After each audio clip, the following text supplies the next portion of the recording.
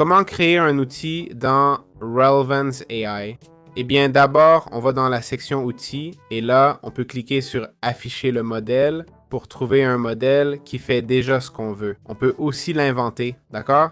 Ici, on met ce qu'on veut comme prompt, ok? Ils vont essayer de le générer pour nous. Enfin, on peut construire de zéro, c'est-à-dire le faire nous-mêmes, ok? Ou cliquer sur nouvel outil, c'est pareil, ok? Alors, à quoi servent ces outils?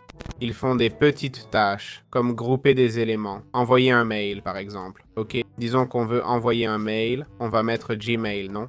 Alors, pour l'entrée, on met la variable nécessaire pour exécuter l'outil, ok? On obtient cette variable via l'agent d'IA et autres. Par exemple, on mettrait le texte, non? C'est indispensable dans ce cas, d'accord? Ici, on laisse required, actif.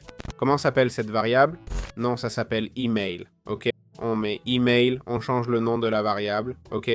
Le nom texte, on le change en email. Ici, on écrirait notre email, non? Ou l'email du client, d'accord? Email client, d'accord? Pas besoin de trop définir, ok? Pardon, ça va dans la description. Email du client, d'accord? Cette description, à quoi sert-elle?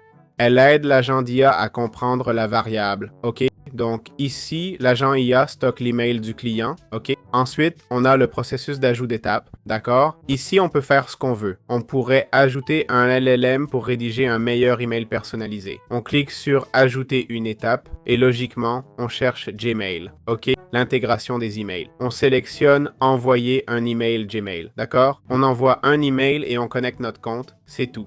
Il y a d'autres options, comme vous voyez, plein d'intégrations, une base de données, ok? Lier ça à un bot, envoyer ces données à un CRM, d'accord? À notre base de données et tout ça, ok? Bref, tout ça peut se faire sans souci. Donc, vous voyez, on nous dit ce qui est requis ou non, ok? Ici, l'email est obligatoire, on met un nouvel email et le mail ici, ok? La variable mail qu'on vient de recevoir et un corps serait aussi nécessaire, d'accord? Ce serait le message. Bonjour, bienvenue.